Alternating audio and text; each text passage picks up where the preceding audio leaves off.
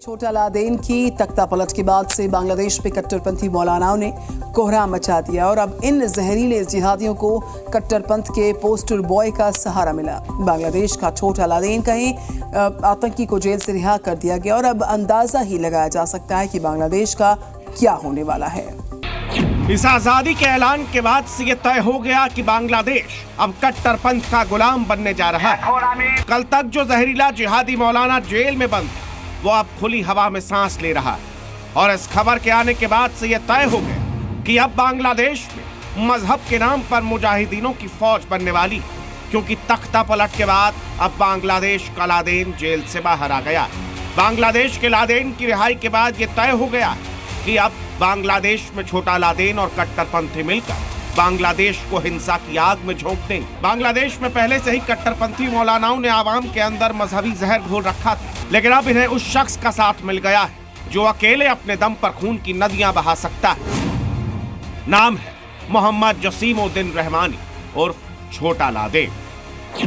छोटा लादेन वैसे तो सालों से बांग्लादेश की जेलों में बंद था। हत्या और लोगों को हिंसा के लिए भड़काने के जुल्म में इसे सजा सुनाई गई थी, लेकिन जेल में रहते हुए भी ये अपनी जिहादी तकरीरों से लोगों को भड़काने का काम जारी रखता था। लेकिन इसकी रिहाई के बाद ये कहा जा सकता है कि अब तक बांग्लादेश में जो हुआ वो कट्टरपंथ का महज ट्रेलर भर था, क्योंकि बांग्लादेश में कट्टरपंथ का सबसे बड़ा चेहरा अब आजाद।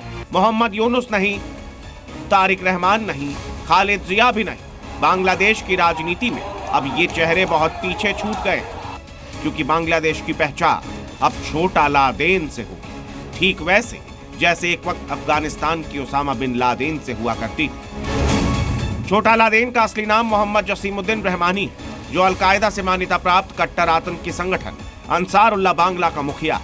मोहम्मद जसीमुद्दीन रहमानी पर हिंसा भड़काने, कट्टरपंथ को बढ़ावा देने, जिहाद के नाम पर युवाओं को उकसाने और बांग्लादेश में अल्पसंख्यकों की हत्या की साजिश रचने का आरोप।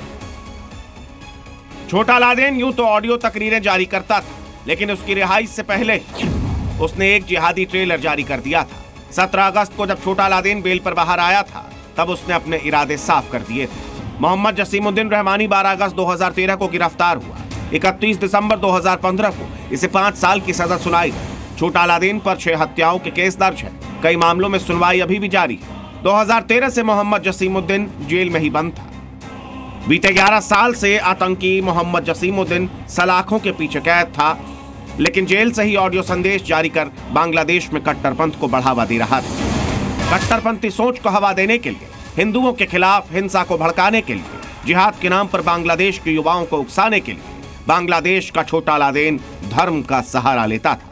लेकिन तख्तापलट के बाद से ही छोटा लादेन की एंट्री डायरेक्ट हो गई। छोटा लादेन जिस काशिमपुर हाई सिक्योरिटी जेल में बंद था, वहां 6 अगस्त को भारी भीड़ जमा हो गई थी। दरअसल छोटा लादेन के समर्थन में मौलाना रफीकुल इस्लाम मदनी ने भीड़ को इकट्ठा कर लिया था और भीड़ ने जेल ब्रेक करने की कोशिश की थी। यानी तख्तापलट के अगले ही दिन साफ हो गया था कि बांग्लादेश में छोटा लादेन को कट्टरपंथी मौलानाओं का साथ मिल गया है, और इसका क्या असर होने वाला है, इन तकरीरों से अंदाजा लगाया जा सकता है। तख्तापलट के बाद कहने को तो अंतरिम सरकार बनी, मोहम्मद यूनुस को सरकार की कमान सौंपी गई, लेकिन इसकी आड़ में अब कट्टरपंथी मौलाना अपना हिंदू विरोधी एजेंडा फैलाने लगे। लेकिन अब इन कट्टरपंथी मौलानाओं को छोटा लादेन का साथ मिल गया है।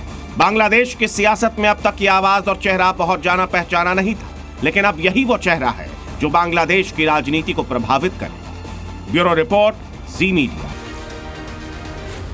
जी न्यूज़।